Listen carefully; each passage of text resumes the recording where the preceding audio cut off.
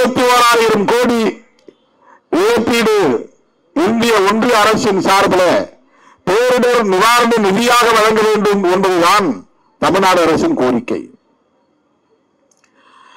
முதலில் டிசம்பர் 4ஆம் தேதி 5ஆம் தேதி கடுமையான புயலும் மழையும் அடித்தது. சென்னை வரலாறு காணாத அளவுக்கு பெரும் மழையை சந்தித்தது. எதிர்பாராத அளவுக்கு வெள்ளம் கரை புரண்டு ஓடியது. சென்னை 2 நாட்கள் அந்த வெள்ளத்திலே மிதந்தது என்று சொன்னால் மிகையாகாது. யாராலும் முன்கூட்டியே கணிக்க முடியாத அளவுக்கு பெருமழையாக அது இருந்தது. அதனை ஈடு செய்ய வேண்டும். பாதிக்கப்பட்ட மக்களுக்கு உரிய இழப்பீட்டை தர வேண்டும். அதனால் தொழில் பாதிக்கப்பட்ட மக்களுக்கு நிவாரணம் வழங்க வேண்டும் என்பதற்காகத்தான் இந்திய ஒன்றிய அரசிடம் மாநில அரசு கூடுதல் நிதியை கேட்கிறது. ஏன் கூடுதல் நிதியை என்று சொல்லுகிறது என்றால், வழக்கமாக ஆண்டுதோறும் மாநில பேரிடர் நிவாரண நிதி என்கிற வங்கி கணக்குக்கு அவர்கள் 900 கோடியை தருகிறார்கள். அது வழக்கமாக தருகிற நிதி. அது அல்லாமல் பாதிப்புகளுக்கு ஏற்ப மதிப்பீடு செய்து இந்திய ஒன்றிய அரசு நிவாரணம் வழங்க வேண்டும் என்று விடுக்கிற கோரிக்கை என்பதால் அதை கூடுதல் நிதி என்று சொல்லுகிறோம். இவர்கள் வழக்கமாக தருகிற நிதியை தந்துவிட்டு இந்திய ஒன்றிய அரசு தந்துவிட்டது, இனி தருவதற்கு வாய்ப்பில்லை என்று அவ்வளவு அலட்சியமாக, இலக்காரமாக, எதிர்த்தாளமாக இந்திய ஒன்றிய ஆட்சியாளர்கள் பதிலளிக்கிறார்கள். அருமை தோழர்களே, தென் மாவட்டங்களிலும் அது என்ற பாதிப்பு அடுத்து டிசம்பர் 16, 17 யாரும் எதிர்பார்க்கவில்லை. 100 ஆண்டுகளுக்கு முன்பு 1923 அப்படி ஒரு பெருமழை பெய்ததாக சொல்லுகிறார்கள். இன்னும் ஒரு சிலர் 1000 ஆண்டுகளுக்கு முன்னால் தென் மாவட்டங்களில் இதே போன்ற ஒரு பெருமழை பெய்ததாக சொல்லுகிறார்கள். வானிலை ஆய்வு மையத்தை சார்ந்தவர்களால் கூட முன்கூட்டியே கணிக்க முடியவில்லை. 100 சென்டிமீட்டருக்கு மேலான மழை பதிவாகி இருக்கிறது. இந்த நிலையில் ஏறத்தாழ 1 வார காலம் தூத்துக்குடி வெள்ளத்திலேயே மிதந்தது.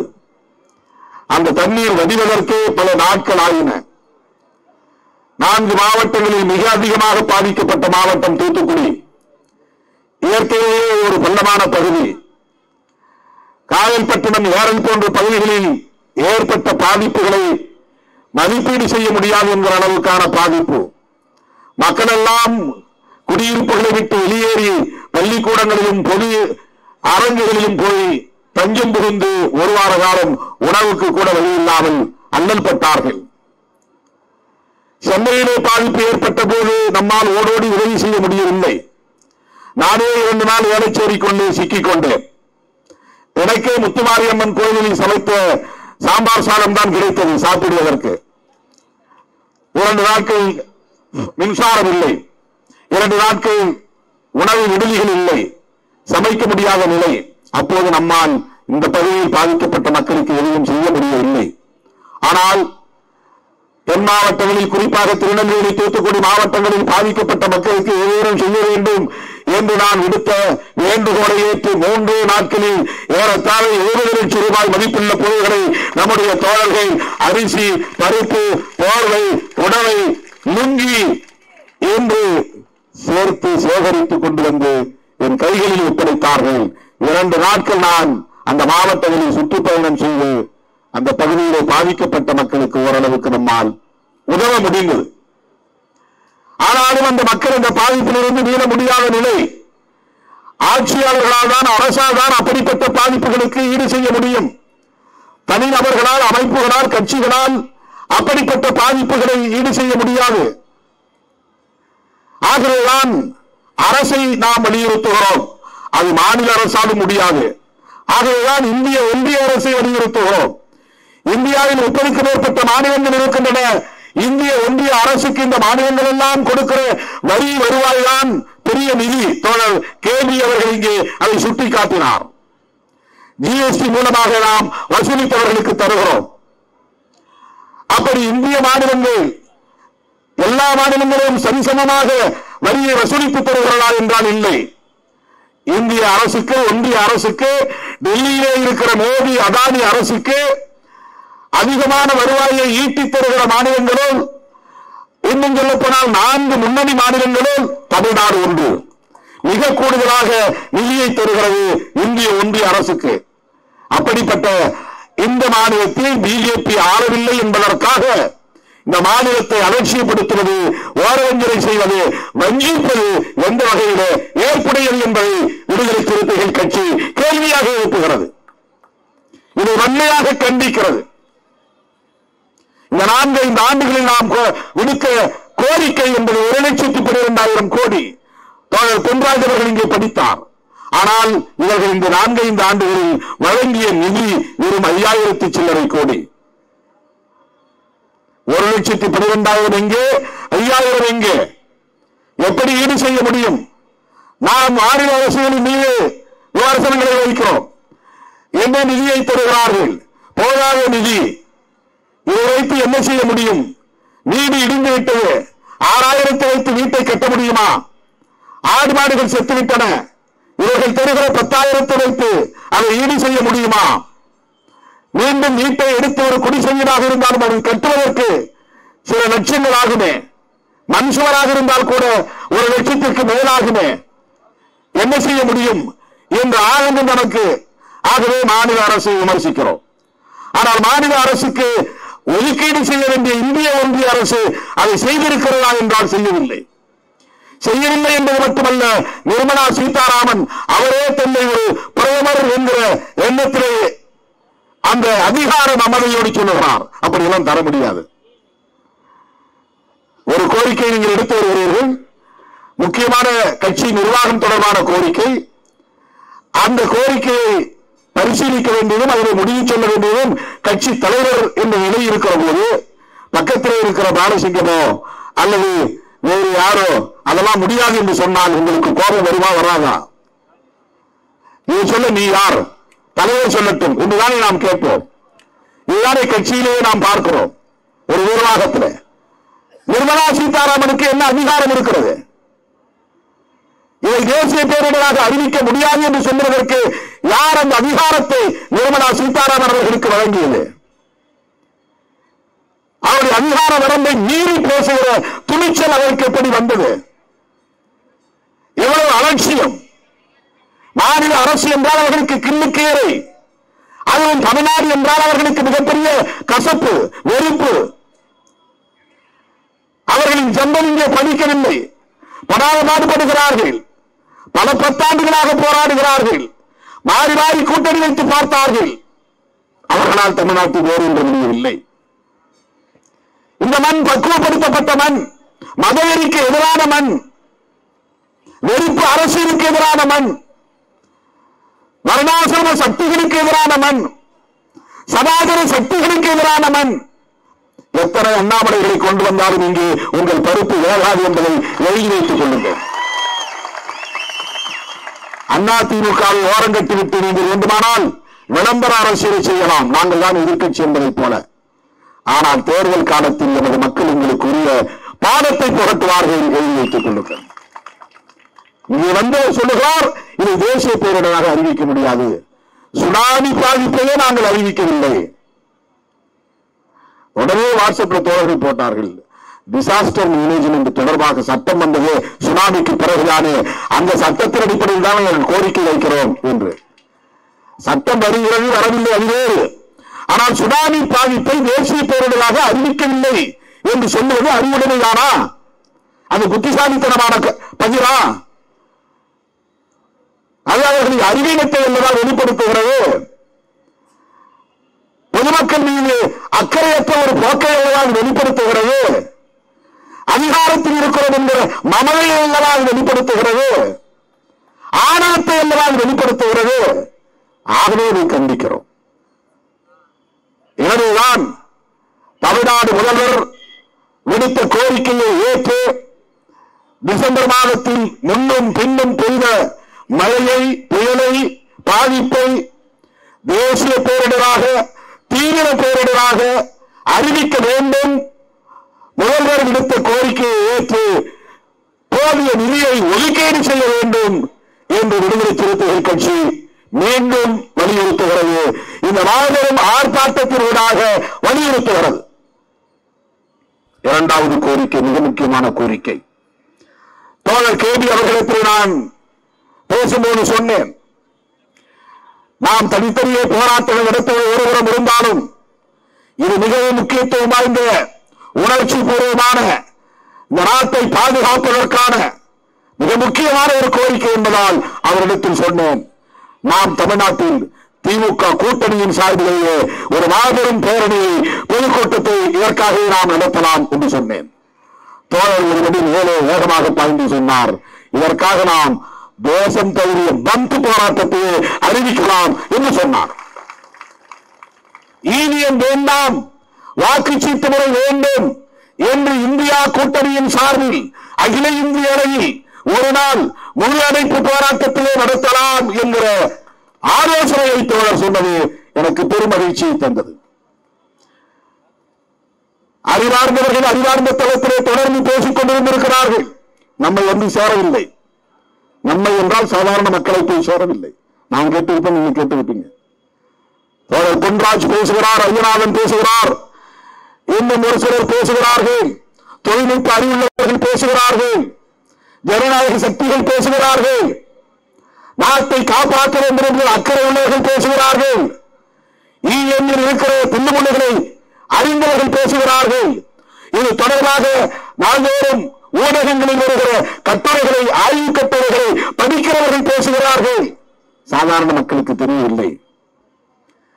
எனவே சாதாரண மக்களை சென்றடையக்கூடிய வகையில் இதை எடுத்துச் செல்ல வேண்டிய பொறுப்பு விடுதலை சிறுத்தைகள் கட்சிக்கும் நம்முடைய தோழமை கட்சிகளுக்கும் உண்டு. இதை வெகுமக்கள் படுத்தியாக வேண்டும், மக்கள் படுத்தியாக வேண்டும், மக்கள் வெகுண்டெழ வேண்டும். இது எவ்வளவு பெரிய தில்லுமுள்ளையும் செய்ய முடியும். இதை நம்ப முடியாது. ஒரு செல்போன்ல மெமரி இருக்கிறது. நாம் டைப் பண்ணக்கூடிய ஒவ்வொன்று அதில் போய் தங்கிவிடுகிறது. நாம் எடுக்கிற போட்டோஸ் ஒவ்வொன்று அதில் போய் தங்கிவிடுகிறது. ஒவ்வொரு செல்போனிலும் ஒரு கெப்பாசிட்டி இருக்கிறது. அந்த செல்போன் எவ்வளவு தரம் என்பதை பொறுத்து, அதை பொறுத்துதான் விலையும் தீர்மானிக்கப்படுகிறது. இத்தனை ஜிபி என்று சொல்வார்கள். இந்த capacity audio, video, images, text என்று பல்வேறு வகையான தரவுகள், இவற்றையெல்லாம் சேமித்து வைக்கக்கூடிய ஒன்றுக்கு பெயர் தான் மெமரி. சேமித்து வைக்கக்கூடிய ஒரு பகுதி இருக்கிறது. ஒரு குறிப்பிட்ட அளவுக்கு மேலே போனால் முதலில் சேமித்தது அழிந்து போகும், ஆட்டோமேட்டிக்கா டெலீட் ஆயிரும். யாரோட ஒரு இமேஜ் தான் இருக்குன்னா 201வது இமேஜ் நீங்க உள்ள வைக்கும்போது முதல்ல இருந்த இமேஜ் போயிடும். செல்போன்ல உங்களுக்கு புரியுற மாதிரி சொல்றேன். செல்போன்ல ஒவ்வொரு செல்போன், ஆண்ட்ராய்டு போன், ஐபோன் உங்களுக்கு தெரியும். சாதாரண போன் வந்து வெறும் பட்டன் சிஸ்டம் இல்லை ஆரம்பத்தில், நோக்கியா போன். அதுல வந்து எதுவும் டச் போன் கிடையாது. இந்த டச் போன்ங்கிறதா ஆண்ட்ராய்டு போன். அது ஆண்ட்ராய்டு என்கிற சாப்ட்வேர் மூலமா வந்தது. டச் பண்ணாலே எல்லாத்தையும் நீங்க ஆபரேட் பண்ண முடியும். கேமரா வந்தது, அதுலதான் மெமரி இருக்கிறது. அதுலதான் ஒவ்வொரு கெப்பாசிட்டி ஜிபி, கேபி, எம்பி என்னெல்லாம் சொல்லுகிறார்கள் ஆங்கிலத்தில். அதிலிருந்து முற்றிலும் மாறுபட்ட இன்னொரு சாப்ட்வேர் தான் ஐபோனுக்கான சாப்ட்வேர். அது வந்து தனி கம்பெனி. இது ஆண்ட்ராய்டு போன் பல கம்பெனிகள் தயாரிக்கிற செல்போன். இது உங்களுக்கு ஓரளவுக்கு தெரியும். இவற்றில் மெமரி இருக்கிறது. அதை போல இவிஎம், எலக்ட்ரானிக் ஓட்டிங் மிஷின், அந்த எந்திரத்தில் ஒரு மெமரி இருக்கிறது. நாம போடுற ஓட்டம்லாம் அதுல போய் சேவ் ஆயிரும். யார் யாருக்கு போடுறோமோ அந்தந்த பேருக்கு உள்ளதுல போய் மெமரியா சேவ் ஆயிரும். பானைக்குன்னா பானைக்குரிய இடத்துல போய் உட்கார்ந்துரும்.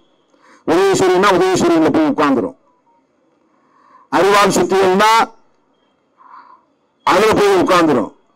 அந்த மாதிரி கதிர் அறிவால் என்றால் அதுல போய் உட்கார்ந்துரும். இந்த மெமரி செட் பண்றாங்க. எப்ப செட் பண்றாங்க?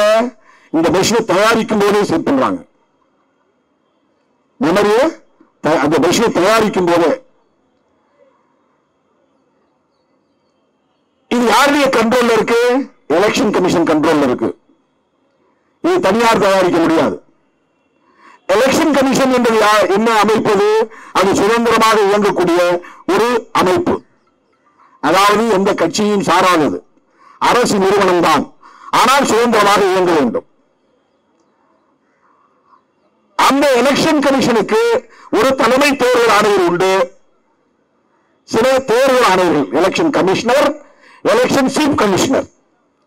டிஎன் சேஷன் காலத்தில் ஒரே ஒரு ஆள் தான் இருந்தார் மொத்தத்துக்கு எலெக்ஷன் கமிஷனர். அதுக்கு பிறகு அது மாற்றி அமைத்தாங்க, சட்டம் கொண்டு வந்தாங்க. அதுல எலெக்ஷன் கமிஷனர் 5 பேரோ என்ன இருக்காங்க, 5 பேர் தானே எலெக்ஷன் கமிஷனர். 3 பேர் எலெக்ஷன் கமிஷனர், 3 பேர். ஒருத்தர் chief commissioner, chief election commissioner. இவர்கள் கட்சி சார்பற்றவர்கள். தேர்தலை இந்தியா முழுவதும் நடத்தி தருவதற்கான ஏற்பாடுகளை செய்யக்கூடியவர்கள். இதற்கு முன்பு பேலட் பேப்பர் சிஸ்டம் இருந்துச்சு. ஒரு வாக்குச்சாவடி போனோம்னா அங்க உட்கார்ந்து ஒரு அதிகாரி, கவர்மெண்ட் அரசாங்கமே நியமிக்கிற, தேர்தல் ஆணையத்தால் நியமிக்கப்படுகிற போலிங் ஆபீசர்ஸ், போலிங் ஆபீசர்ஸ் உட்கார்ந்து இருப்பாங்க. நீ போய் பேர சொன்ன உடனே வாக்காளர் பதிவத்தில் அவன் பேர் இருக்கா அப்படின்னு அவன் பார்த்து வெரிஃபை பண்ணிட்டு டிக் பண்ணிட்டு உன் கையில அழிக்க முடியாத மைய வச்சு உன போய் வாக்கு பதிவு போடு கொஞ்சம் செய் அப்படின்னு ஒரு சீட்டு கொடுப்பான். அந்த சீட்டை எடுத்துட்டு போய் அங்க இருக்கிற முத்திரை எடுத்து நமக்கு விருப்பமான சின்னத்துல பார்த்து ஒரு முறைக்கு 2 முறை பார்த்து இதுதான் நம்முடைய வேட்பாளருக்கான சின்னம், நம்முடைய கட்சிக்கான சின்னம், வெற்றி பெற வேண்டிய வேட்பாளரின் சின்னம் என்று பார்த்து முத்திரையை குத்தி மடித்து அந்த வாக்கு பெட்டியிலே போட்டு விட்டு வருவோம். நமக்கு முழு மன திருப்தி இருக்கும். ஏன்னா அந்த சீட்ல எந்த வேட்பாளருக்கான சின்னம் பேர் படிக்க தெரியலனாலும் கூட சின்னம் தெரியும் மக்களுக்கு. உதயசூரி மீது, இரட்டை இலை மீது, கதிர் அறிவாள் இது, அறிவாள் சுத்திய நட்சத்திரம் மீது, பானை சின்னம் இது பார்த்துருவாங்க. கை சின்னம் இது ரொம்ப எளிதாக மக்களுக்கு போய் சேரும். ஆகவே சின்னத்தை பார்த்து வாக்களித்தால் நான் விரும்பிய வேட்பாளருக்கு, நான் விரும்பிய கட்சிக்கு, நான் விரும்புகிற சின்னத்திற்கு வாக்களித்தேன். அதுதான் ஒரு வாக்காளருக்கு அரசு செய்யக்கூடிய, தேர்தல் ஆணையம் செய்யக்கூடிய மிக முக்கியமான பாதுகாப்பு. அதுதான் ரொம்ப முக்கியமானது. தேர்தல் அரசியல்ல ஜனநாயகத்துல முக்கியமான 2 விஷயம் இருக்கு. ஒன்னு கான்பிடென்ஷியல், இன்னொன்னு டிரான்ஸ்பரன்சி. கான்பிடென்ஷியல்னா ரகசியம், டிரான்ஸ்பரன்சினா வெளிப்படைத்தன்மை. 2 அடங்கியதுதான் தேர்தல் ஜனநாயகம், நாடாளுமன்ற ஜனநாயகம். கான்பிடென்ஷியல் என்னன்னா நான் யாருக்கு ஓட்டு போட்டேன்னு மற்றவனுக்கு தெரியக்கூடாது. டிரான்ஸ்பரன்சி என்னன்னா நான் யாருக்கு ஓட்டு போட்டேன்னு எனக்கு தெரியணும்.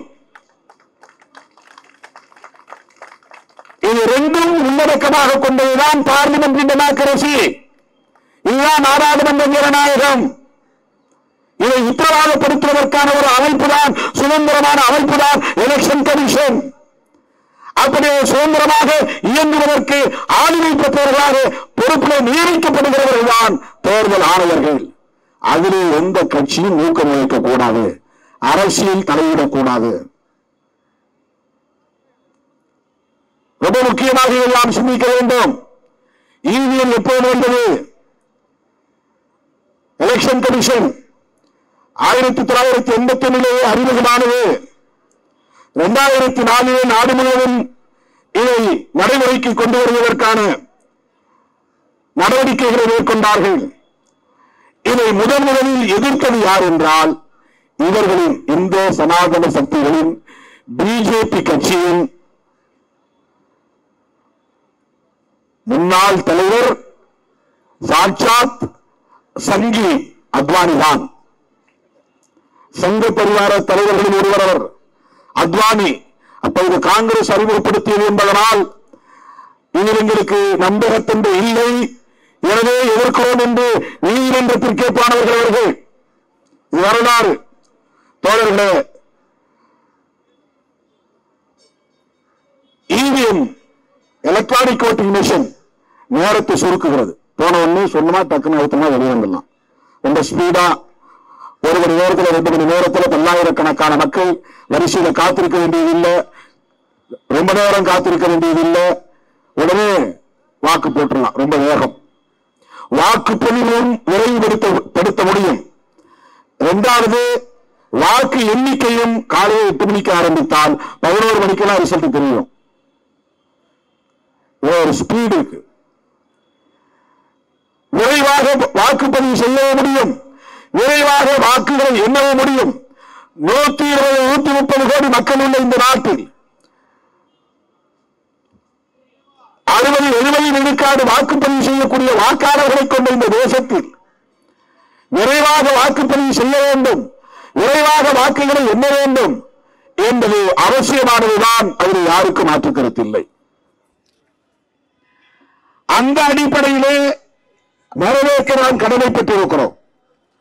தொழில்நுட்ப வளர்ச்சியை ஒரு வளர்ச்சி நோக்கிலே வரவேற்க கடமைப்பட்டிருக்கிறோம். ஆனால் மறுபடியும் நாம் அந்த முக்கியமான இடத்திற்கு வருகிறோம். நாடாளுமன்ற ஜனநாயகத்தில் கான்பிடென்ஷியல் என்கிற ரகசியமும் டிரான்ஸ்பரன்சி என்கிற வெளிப்படைத்தன்மையும் இதிலே உறுதிப்படுத்தப்படுகிறதா என்றால் இல்லை. இந்த ஈவிஎம் என்பது எந்த நேரத்திலும் யாராலும் இதிலே நுழைய முடியும், தலையிட முடியும், முன்கூட்டியே செட் பண்ணி வைக்க முடியும். வாக்களித்த பிறகும் இதற்குள்ளே தலையீடு செய்து மாற்றங்களை செய்ய முடியும். அதற்கான வாய்ப்புகள் இருக்கின்றன. எலக்ட்ரானிக் என்பது அதுதான். எவ்வளவு வலிமையானதோ அவ்வளவு பலவீனங்களையும் கொண்டது எலக்ட்ரானிக். இந்த மின்னணு தொடர்பான தொழில்நுட்பம் என்பது எவ்வளவு விரைவாகவும் வலிமையாகவும் செயல்படக்கூடியது, வளர்ச்சிக்கு ஏதுவாக இருக்கக்கூடியது என்று நாம் நம்புகிறோமோ அதே அளவுக்கு பாதிப்பையும் ஏற்படுத்தக்கூடிய பலவீனங்களையும் இது கொண்டிருக்கிறது. இதை யாரும் இருக்க முடியாது. அதனால்தான் உலகத்தில் மிகப்பெரிய வல்லரசுகளாக இருக்கக்கூடிய தொழில்நுட்ப வளர்ச்சியில் நமக்கு முன்னால் பல தலைமுறைக்கு முன்னால் அடியெடுத்து வைத்திருக்கிற பல தேசங்கள், குறிப்பாக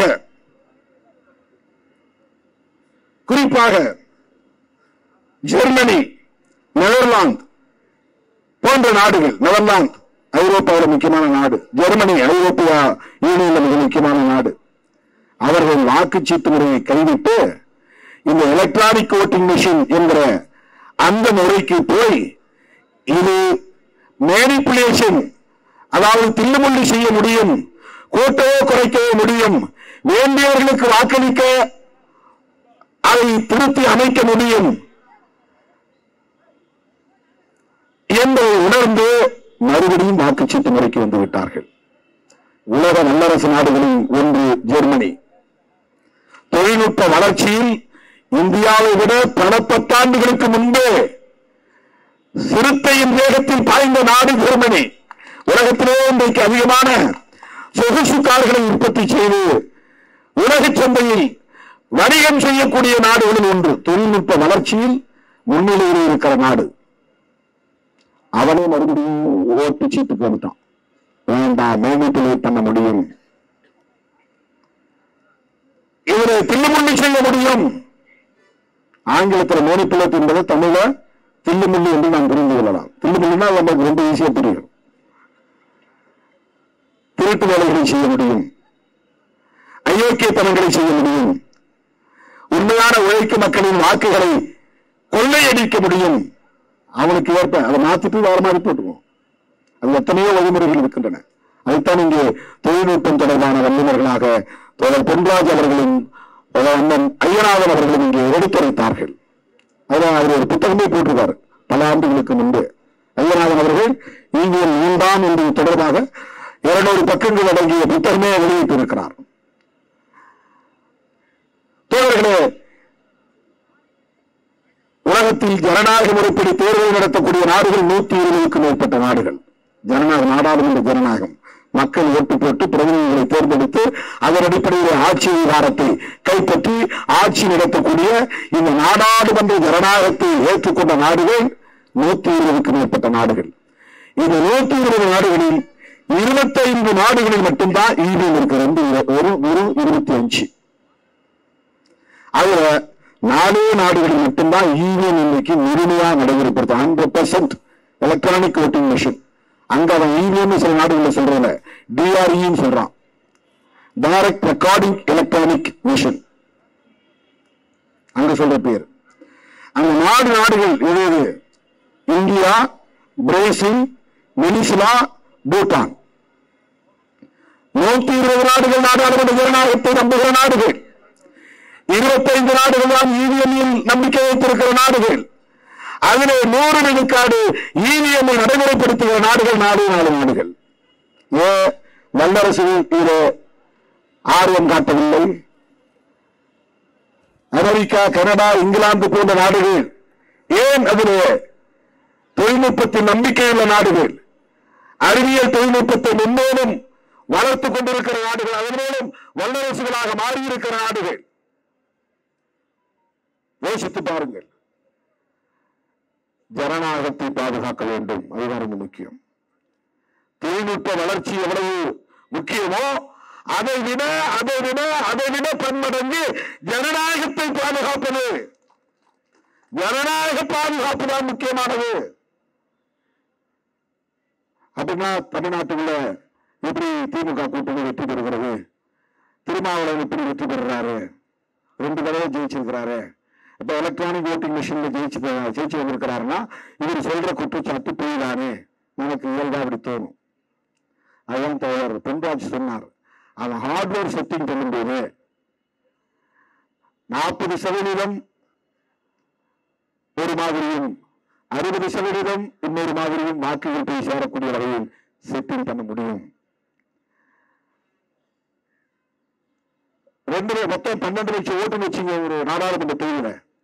2 லட்சம் ஓட்டு போடுற வரையிலும் அவரவர் விருப்பப்படி போடுறபடி அந்தந்த சின்னங்களுக்கு போய் சேரும்.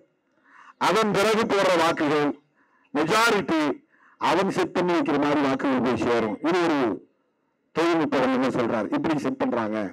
ஒரு 2 லட்சம் ஓட்டு மக்கள் விரும்புகிறபடி ஓட்டு போடுறபடி போய் சேர்ந்துடும். அல்லது ஒரு 5 லட்சம் ஓட்டு வரையிலும் அப்படி செட் பண்ணி வச்சுட்டாங்கன்னா முதல்ல ஒரு 5 லட்சம் ஓட்டு கரெக்டா போயிட்டு இருக்கும். அதுக்கப்புறம் போறதெல்லாம் அவன் செட் பண்ண மாதிரி எந்த வேட்பாளர்கள் போய் சேரணுமோ அந்த வேட்பாளர்கள் போய் சேர்ந்துடும். ஒரே வேட்பாளருக்கு. பெங்களூர்ல ஒரு தம்பி நம்ம ஆபீஸுக்கு வந்து டெமோ பண்ணி காட்டினான். உதயசூரியன் போட்டா தாமரைக்கு போகுது, ரெட்டாளிக்கு போட்டா தாமரைக்கு போகுது. நமக்கு தெரியும் ரெட்டாளிக்கு போட்டோம்னா ரெட்டாளிக்கு நேரா இருக்கிற கிரீன் லைட் எரியும். அங்க எடுத்து பார்க்கிற போது வேற கட்சி. எப்படி எடுத்து பார்க்கறது? அதுதான் இந்த அரசாங்கம் கண்டுபிடிச்சது. வழக்கு போட்ட பிறகு உச்ச நீதிமன்றம் தான் அந்த வழிமுறையை சொல்லி கொடுத்துச்சு. VVPAT ஆங்கிலத்தில் voters verifiable paper audit trail, அதாவது எக்ஸ்பான்ஷன். அந்த 5 வார்த்தைக்கு உள்ள எக்ஸ்பான்ஷன். ஓட்டர்னா வாக்காளர், வெரிஃபையபிள்னா சரிபார்க்கக்கூடியது, சரிபார்க்கக்கூடிய பேப்பர், அது ஒரு பேப்பர். அதை தணிக்கை செய்ய முடியும், ஆடிட் பண்ண முடியும், 2 வச்சு டேலி பண்ண முடியும். இந்த வாக்குப்பதிவு 2 இடத்துல டோட்டலா பண்ணி பார்த்தா டிஎம்கே போச்சு, ஏடிஎம்கே போச்சு, கம்யூனிஸ்டுகளை போச்சு, இண்டிபெண்டன்ட் சிம்பலுக்கு போச்சு, டோட்டல் வருது அப்படின்னு இவிஎம்ல சொல்லிடும். இதே மாதிரி அந்த ஒப்புகை சீட்டு நம்ம தமிழ் சொல்றோம், அக்னாலஜ்மெண்ட் ரிசீட். இப்ப நீங்க ஒரு ஹோட்டலுக்கு போறீங்க, அங்க வந்து QR கோடு இருக்கு, இல்லைன்னா அதுக்கான பேமெண்ட் பண்ற மெஷின் இருக்கு. நீங்க கிரெடிட் கார்டு டெபிட் கார்டு வச்சிருக்கீங்க, கார்டு தான் கொடுக்குறீங்க. அவன் ஏதோ இப்படி பட்டு போட்டு இழுக்கிறான், பணம் போயிடுச்சுங்கிறான். அது எப்படி நம்புறது? அவங்கள ஒரு ரெசிப்ட் கொடுக்குறான், அந்த ரெசிப்ட் நம்ம வாங்குறான், அவனையும் கொடுக்குறான். பாக்குறீங்களா ரெசிப்ட், ரசீது. இந்த ரசீது கொடுக்குறான். ரசீதுல இட்லி இத்தனை, தோசை விளவு, காஃபி விளவு, அது இல்லாம ஜிஎஸ்டி விளவு, டோட்டல் விளவுன்னு கீழே போட்டிருக்கோம், நம்ம பாக்குறோம். அந்த மாதிரி ஓட்டு போட்ட உடனே உனக்கு ஒரு சீட்டு வரும், அதுக்கு தனியா ஒரு மெஷின் இருக்கு, அதை இணைச்சு வைக்கணும். அதுதான் VVPAT மெஷின் அப்படின்னு சொல்றாங்க. அதை நாம ஒப்புகை சீட்டு எந்திரம் அப்படின்னு புரிஞ்சுக்கலாம் தமிழ்ல. ஒப்புகை சீட்டு எந்திரம். இப்ப இந்தியா முழுவதும் இத்தனை லட்சம் வாக்குச்சாவடிகள் இருக்கின்றன. ஒவ்வொரு வாக்குச்சாவடிகளுக்கும் 3 அல்லது 4 பெட்டிகள் தேவைப்படும். 2 இருக்கும். ஏன்னா ஆல்டர்னேட் ஒன்று இருக்கணும். ஒண்ணுல வந்து திடீர்னு ரிப்பராச்சு எடுத்து வைக்கணும். அவ்வளவு வாக்கு எந்திரங்களுக்கும் அதை இணைக்கக்கூடிய விவிபிஏடி என்ற அந்த ரசீது எந்திரத்தையும் வைக்கணும். இப்ப என்ன பண்றாங்கன்னா, ஒரு சமாதானப்படுத்துவதற்காக ரேண்டம்னா ஒரு தொகுதிக்குள்ள 10 இடத்துல மட்டும் வைக்கிறது. விவிபிஏடி 10 சாவடிகள்ல அல்ல 20 சாவடிகள்ல 1000 ஓட்டுக்கு ஒரு வாக்குச்சாவடி இருக்கும். மேக்சிமம் 800 ஓட்டு இருக்கும், 600 ஓட்டு இருக்கும், 400 ஓட்டு கூட இருக்கும். அதிகபட்சம் 1000, 1010 அந்த மாதிரி 1100 அதுக்குள்ள இருக்கும். 1000 வாக்குச்சாவடியிலேயே 1000 பெட்டி வைக்கிறது இல்லை. ஒரு 25 இடத்துல 30 இடத்துல வைக்கிறது. வேணா அதை நீ எண்ணி பார்த்துக்கோ. அது ஓகேன்னா இவிஎம் எவ்வளவு ரிசல்ட் சொல்லுவோ அதை சொல்லிக்கோ. இதுதான் இப்ப நடைமுறை இருக்கு. நம்முடைய இந்தியா கூட்டணி தலைவர்கள் ஆலோசனை கூட்டம் டெல்லியில் நடந்தது. அதுலதான் விடுதலை சிறுத்தைகள் கட்சியின் சார்பில் வலியுறுத்தி சொன்னோம். என்ன சொன்னோம்னா, இவிஎம்ஏ கூடாது, பேலன்ஸ் சிஸ்டம் தான் கொண்டு வரணும். இதை இந்தியா கூட்டணி வலியுறுத்த வேண்டும். தேசிய அளவிலே இதை ஒரு பிரச்சனையாக முன்னெடுக்க வேண்டும். இதை மக்கள் மயப்படுத்த வேண்டும். மக்கள் போராட்டமாக முன்னெடுக்க வேண்டும். அதை வலியுறுத்தணும். பேசி முடிச்ச பிறகு ரெசல்யூஷன் வருது. எல்லா தலைவர்களுக்கும் கொண்டு வருவாங்க. அதை படிச்சு பாருங்க, அது சரின்னா ஆல்ட்ரேஷன் தான் ஏதாவது சொல்லுங்க அப்படின்னு நமக்கு கொடுப்பாங்க. தலைவர்களுக்கு கொடுப்பாங்க. அதை ஒருங்கிணைக்கக்கூடிய தலைவர்கள். அதை பார்த்தா இவிஎம் தொடர்பான ஒரு ரெசல்யூஷன் தீர்மானம். என்ன தீர்மானத்தில் இருந்துச்சுன்னா, 100 விழுக்காடு விவிபிஏடி வைத்து ஒப்புகை சீட்டுடன் வாக்குப்பதிவை செய்ய வேண்டும். அந்த ஒப்புகை சீட்டுகளை வாக்குப்பெட்டியிலே போட வேண்டும். இதுலயும் ஓட்டு போடணும். இவிஎம்ல அந்த சீட்டை வாங்கி ஓட் பாக்ஸையும் போடணும். ஒரு நாடாளுமன்ற தொகுதியில் 1000 பூத் இருக்குன்னா 1000 பூத்லயும் இருக்கணும். தமிழ்நாடு முழுவதும் இருக்கணும். இந்தியா முழுவதும் இருக்கணும். கவுண்டிங் இன்னைக்கு ரெண்டையும் டேலி பண்ணணும். டேலி பண்ணா சரி பார்க்கணும். அப்ப சீட்டு கிழிச்சு முத்திரை போட்டு வாக்குப்பெட்டியில போட்டு வாக்குப்பதிவு பண்ணுவதற்கு நேரமாகும்.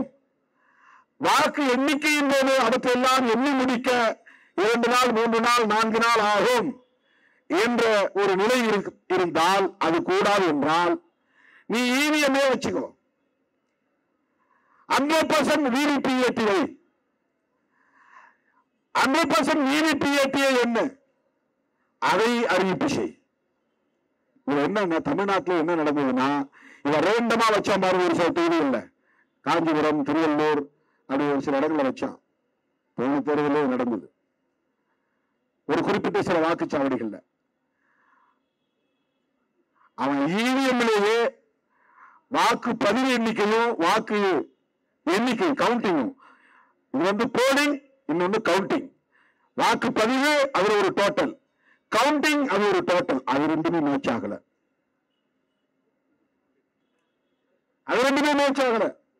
அதுவே பல 1000 வாக்கு வச்ச வாக்குகள் கூட வித்தியாசம் வருகிறது. இது வெளியே சொல்லல, பிரச்சனையாக்கல, அறிவிச்சுட்டு போறான். தமிழ்நாடு, ஆந்திரா, கர்நாடகா, தெலுங்கானா, கேரளா இங்க அவன் தில்லுமுடி செஞ்சான்னா ரொம்ப வெளிப்படையா தெரியும். ஏன்னா இங்க அவனுக்கு ஒரு இடத்த கூட ஜெயிக்க முடியாது, வாய்ப்பு இல்லை.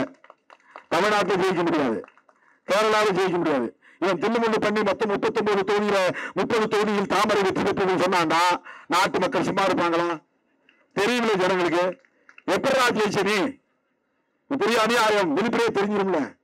திருடனுக்கு எவ்வளவு பெரிய புத்தி இருப்பாருங்க. அதனால இங்க போய் வாழாட்டக்கூடாது, இங்கே செய்யக்கூடாது.